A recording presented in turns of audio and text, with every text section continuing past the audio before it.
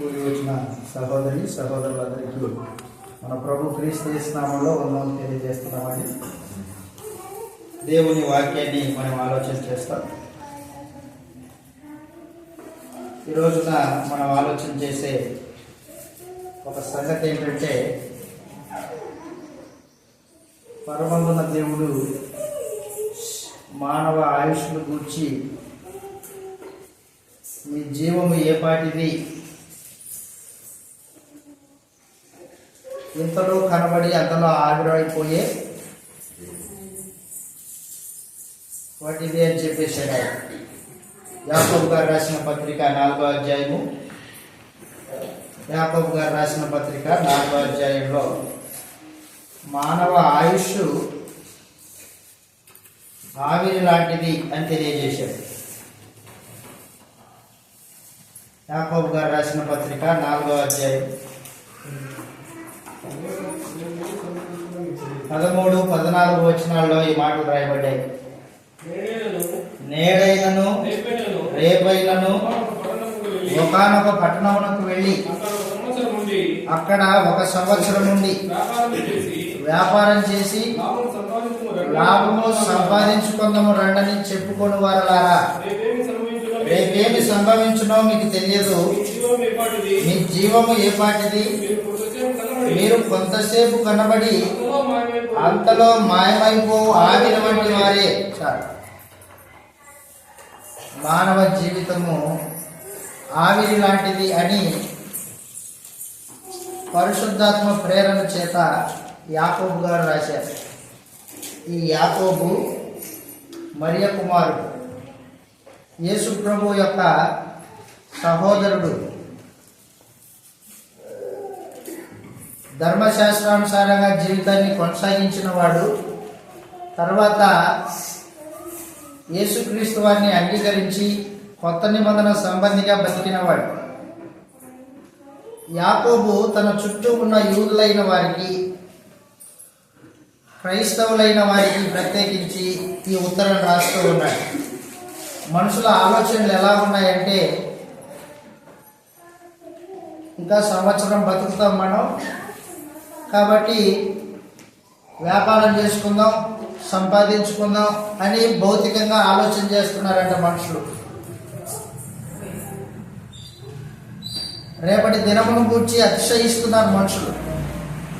అందుకని పరిశుద్ధాత్మ ప్రేరణతో ఏమని రాస్తున్నాడంటే, మీ జీవము ఏ పాటిది, మానవ జీవము ఏ పాటిది, ఇంతలో కనబడే అంతలో మాయమైపోయే ఆవిరి వంటిది అని చెప్పేసి. మన జీవితాన్ని, దేవుడు మనకు ఇచ్చిన ఈ ఆయుష్ని మనము ఆవిరి లాంటిదిగానే చూస్తున్నామా అనేది ప్రశ్న.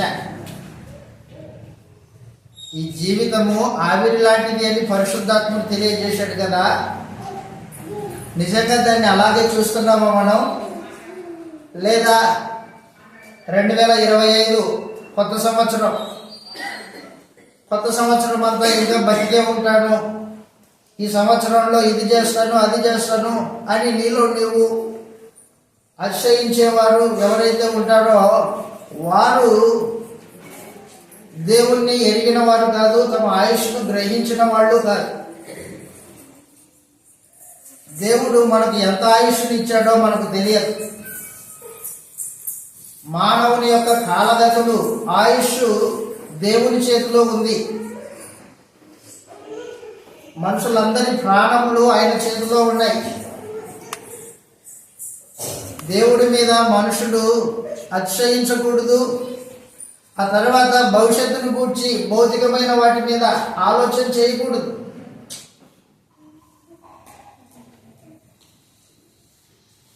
మనుషుడు దేవుని వాక్యమును విని ఆయన యందు భయభక్తులు కలిగి ఉండాలి. ఈ ఆయుష్కాలం అంతా మనకు అదే తగింది, అంతకు మించి మనకేమి లేదు. ఉదయాన్నే వచ్చిన తర్వాత అమ్మ చెప్పింది, బాలసుందరం గారు చనిపోయారు అని. నిన్న సాయంత్రం చనిపోయాడంట ఆయన. మానవుని ఆయుష్ ఇంతలో కనబడి అంతలో మాయమైపోయే ఆవిరి వంటిది. కాబట్టి మన బ్రతుకు దినాలు ఎన్నో మనకు తెలియదు. కాబట్టి బ్రతికిన ఈ క్షణము, బ్రతుకుతున్న ఈ దినము, లేదా దేవుడు అనుగ్రహిస్తే ఈ సంవత్సరము, ఈ సంవత్సరంలో మనము దేవుని గూర్చి, ఆయన వాక్యమును గూర్చి, మన ఆత్మ సంబంధమైన రక్షణను గూర్చి ఆలోచన చేయాలి. నిజంగానే చనిపోతే పరలోకం వెళ్తానా అనే ఒక ఆత్మ సంబంధమైన ప్రశ్న ప్రతి మనుషుడు తన జీవితంలో ప్రతిరోజు కలిగి ఉండాలి. ఆ ప్రశ్న ఎందుకంటే రేపటి దినము ఏం జరుగుతుందో మనకు తెలియదు. అందుకే చెప్పాడు అన్నమాట, రేపు ఏం జరుగుతుందో మనకు తెలియదు. యేసు ప్రభు ఏం చెప్పాడంటే, ఏ నాటికీడు ఆనాటికే చాలు అని చెప్పాడు. మత్తయి సువార్త 6వ అధ్యాయంలో, మత్తయి సువార్త 6వ అధ్యాయం, మత్తయి సువార్త 6వ అధ్యాయము, ఏ నాటికీడు ఆనాటికే చాలు అని చెప్పాడు. చివరి వచనం మత్తయి సువార్త 6వ అధ్యాయము, రేపటిని గూర్చి చింతపడకండి అన్నాడు. రేపటి దినము దాని సంగతులను గూర్చి అది చింతిస్తుంది అన్నాడు. ఏనాటికి ఆనాటికే చాలు. యేసు ప్రభు సందేశం ఇస్తూ ఉన్నాడు. ఏమంటున్నాడు? రేపటిని గురించి చింతపడకండి అన్నాడు. ఒక ఆత్మ సంబంధి రేపటిని గురించి చింతపడడు. ఎందుకంటే దేవుడు రేపు అనే దినాన్ని దాని సంగతుల గురించి ఆలోచన చేసుకునేటట్టు ఏర్పాటు చేసి పెట్టాడు. దేవుడు మన గురించి చింతిస్తున్నాడు. వాస్తవానికి దేవుడు ఎవరి గురించి చింతపడుతున్నాడు అంటే మన గురించి చింతిస్తున్నాడు ఆయన. కాబట్టి మనము రేపటి దినం గురించి చింతించవలసిన అవసరం లేదు. మనం చింతించాల్సిందంతా, ఆలోచన చేయాల్సిందంతా ఒకటే ఒకటి, చస్తే పరలోకం వెళ్తానా. ఎందుకంటే ఈ భూమి మీద జీవితము ఒక్కసారి 60, 70 లేకపోతే 80, 90 సంవత్సరాల్లో మనకు తెలియదు.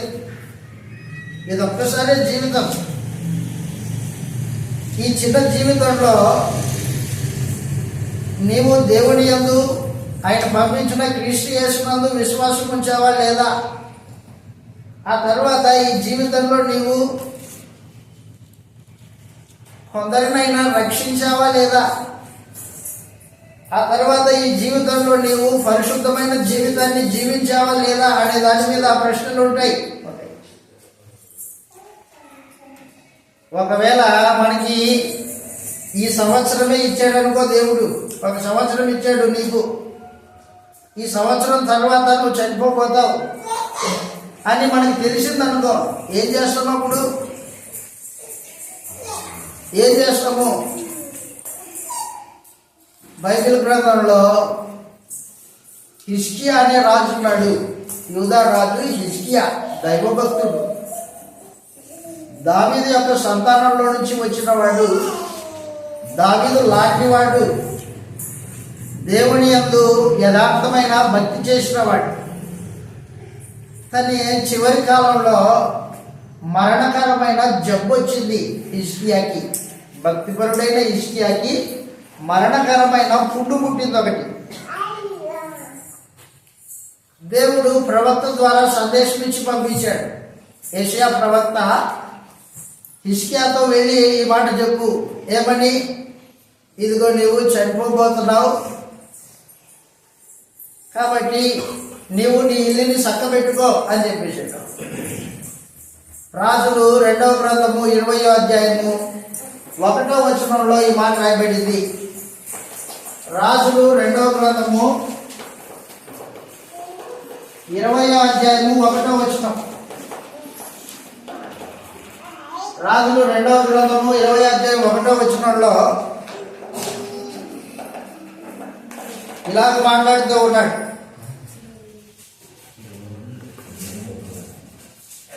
చదవండి. ఆ దినములలో హిజ్కియాకు మరణకరమైన రోగం కలుగగా ప్రవక్తయునైన యెషయా అతని యొద్దకు వచ్చి నీవు మరణమవుతున్నావు, బ్రతుకవు గనుక అదనమాట. దేవుని సందేశం వచ్చింది హిజ్కియాకి. దేవుని సందేశము ఏంటి సందేశము? నువ్వు మరణమవుతున్నావు కనుక నీ ఇల్లు చక్కబెట్టుకో అని చెప్పేసాడు. అదే సందేశము డాక్టర్ దగ్గర నుంచి వచ్చింది అనుకో. డాక్టర్ చెప్పాడు. ఈ రోజున రోగాలు విపరీతంగా మారిపోయాయి. రకరకాల రోగాలు మనుషులకి. వాతావరణం కాలుష్యం అయిపోయింది, తాగే నీరు కాలుష్యం. నువ్వు ఎంత దిగేసుకొని ఉండాలనుకున్నా ఈ భూమి మీద ఏదో ఒక అనారోగ్యము వచ్చి మరణం అవ్వక తప్పదు. అదే డాక్టర్ చెప్పాడు, నాయన నువ్వు 1 సంవత్సరం మాత్రమే బతుకుతావు, సంవత్సరం తర్వాత నీ అవయవాలు పనిచేయవిక పాడైపోయాయి, మరణం అవుతున్నావని డాక్టర్ చెప్పాడు అనుకో. ఏం చేస్తావు అప్పుడు? నీకు సంవత్సరం మాత్రమే గడువు ఉంది భూమి మీద అని డాక్టర్ చెప్తే ఏం చేస్తావు? కాబట్టి ఈ రోజున మన పాఠం ఏంటంటే, బ్రతకడానికి 1 సంవత్సరము నీకు ఆయుష్ కాలం ఉంటే ఏం చేస్తావు అనేది పాఠం ఈ రోజున. బ్రతకడానికి 1 సంవత్సరమే నీకు మిగిలి ఉంటే ఏం చేస్తావు? హిజ్కియా లాంటి ప్రశ్న మన జీవితానికి మనం వేసుకోవాల్సిన అవసరం ఉంది. 1 సంవత్సరమే ఉంది, ఏం చేస్తావు? ఆ రోజున హిజ్కియా ఏం చేశాడంటే, దేవుని మందిరానికి వెళ్ళి మందిరపు గోడలో తన ముఖమును పెట్టి ఏడ్చుకుంటూ ప్రార్థన చేశాడు. తండ్రి, నేను బతికిన బతుకు నీకు తెలుసు కదా, యథార్థంగా బతికాను. నీవు అప్పగించిన రాజ్యాన్ని సరిగానే పరిపాలన చేశాను. నేను బతికిన భక్తి జీవితాన్ని నీకు తెలుసు కదా దేవుడా, దయతో నన్ను కనికరించు అని ప్రాధాయపడ్డాడు హిజ్కియా. ఏడ్చాడు, కన్నీళ్లతో ప్రార్థన చేశాడు. కన్నీళ్లతో ప్రార్థన చేసినప్పుడు పరమందున్న దేవుడు విని హిజ్కియా ప్రార్థన ఆలకించి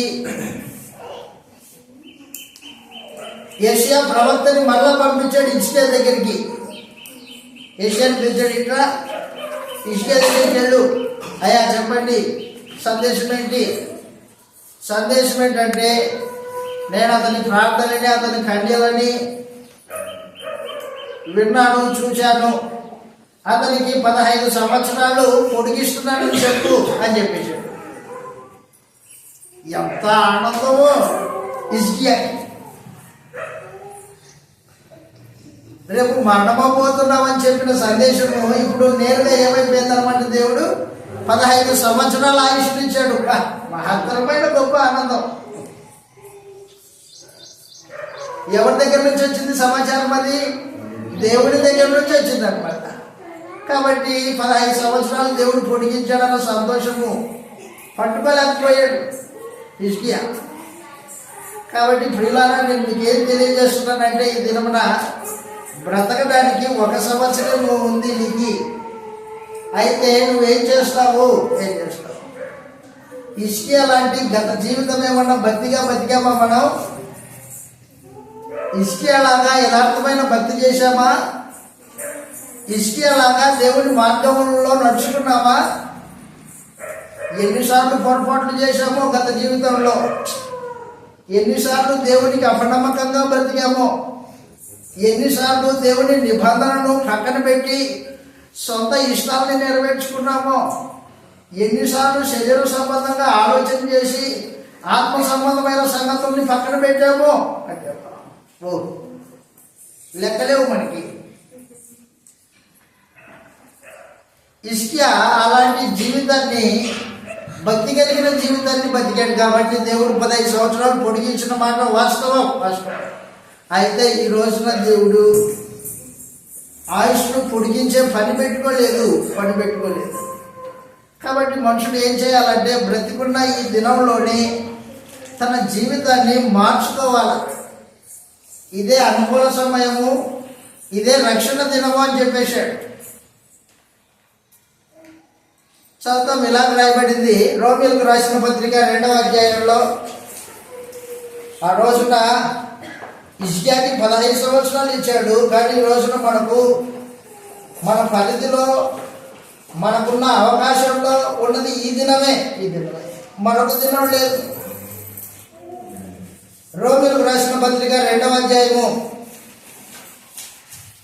ఇదే అనుకూల సమయము, ఇదే రక్షణ దినం అని చెప్పేశాడు.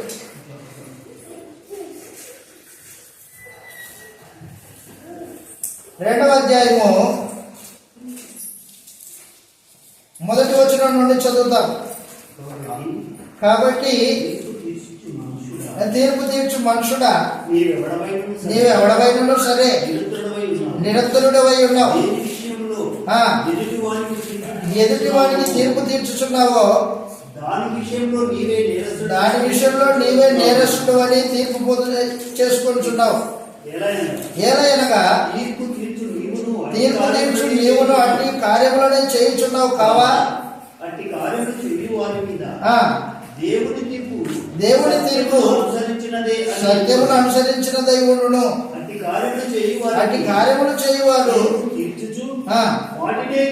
వాటినే చేయుచున్న మనుషుడా, దేవుని తీర్పు తప్పించుకుందును అని అనుకుందువా? లేదా దేవుని అనుగ్రహము అదనమాట. దేవుని అనుగ్రహము ఈ దినంలో మనకు అనుగ్రహించాడు. దేనికోసము? దేవుని అనుగ్రహము మారు మనసు పొందమని నిన్ను ప్రేరేపిస్తూ ఉండగా అన్నాడు. కాబట్టి మారు మనసు అనేది ప్రతిరోజు ప్రతి సమయంలో మానవునికి అవసరం. ప్రతిరోజు మారు మనసు పొందాలి మనుషుడు తన క్రియలను బట్టి.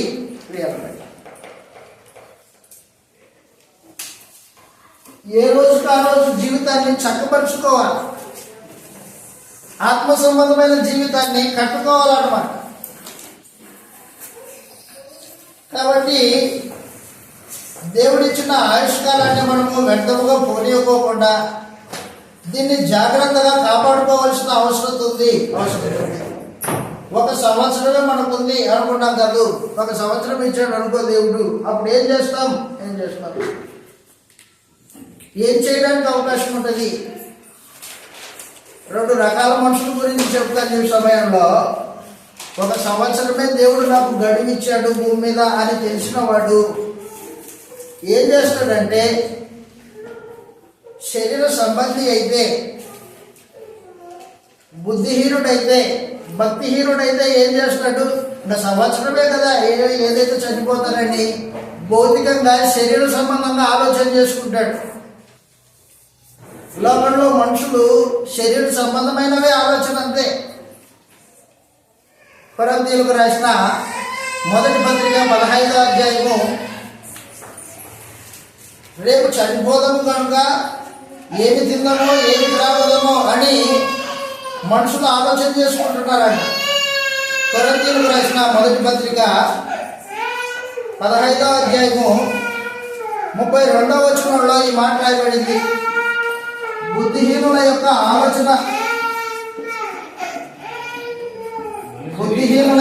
ఆలోచన ఎలా ఉంటుందంటే,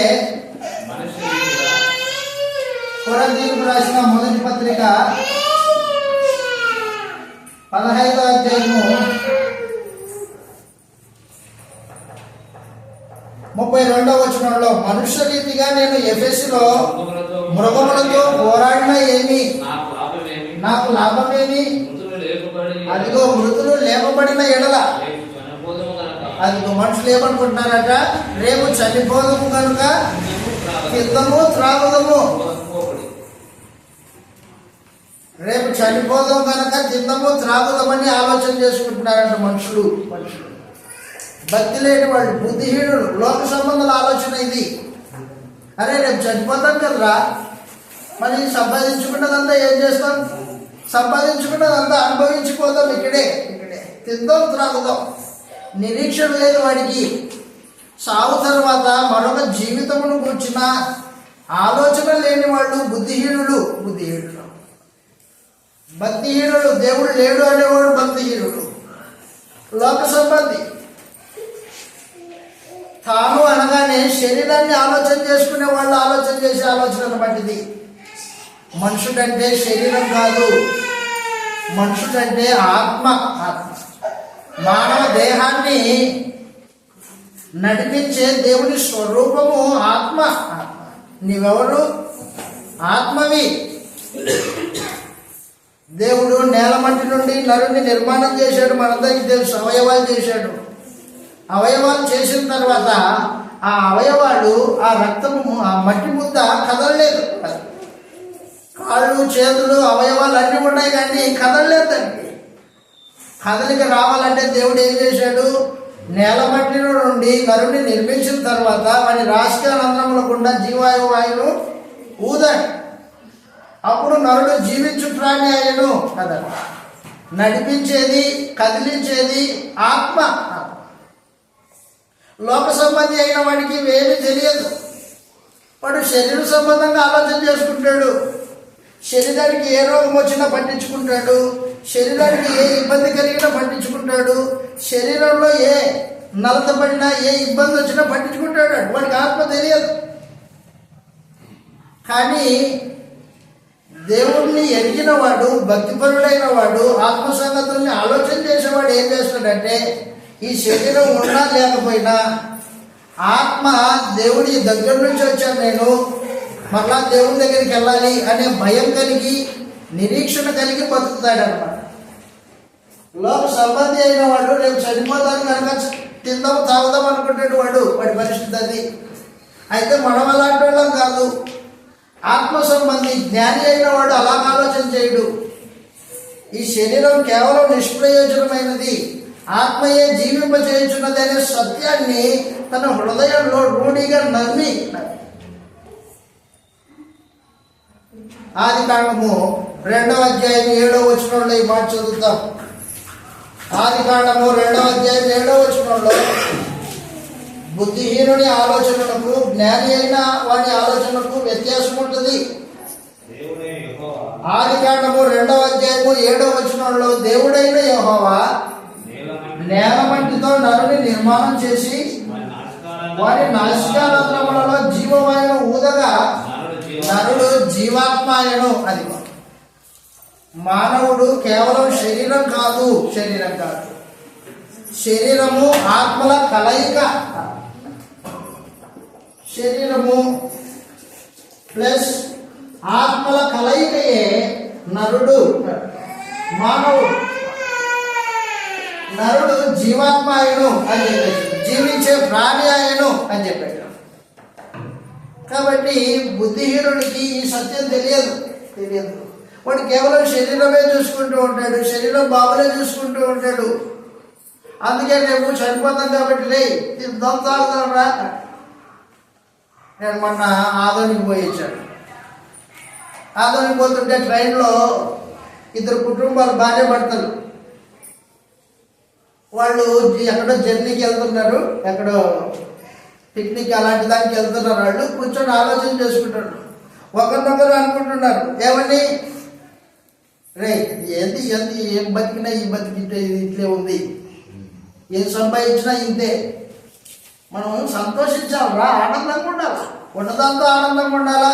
ఇదిగో మనం సంపాదించిందంతా ఖర్చు పెట్టుకోవాలా, మన కోసమే ఉండాలా, బంధువుల కోసం చూసుకోవాలరా. ఇది జీవితం అంటే ఒకరినొకరు మాట్లాడుకుంటున్నాను. నేను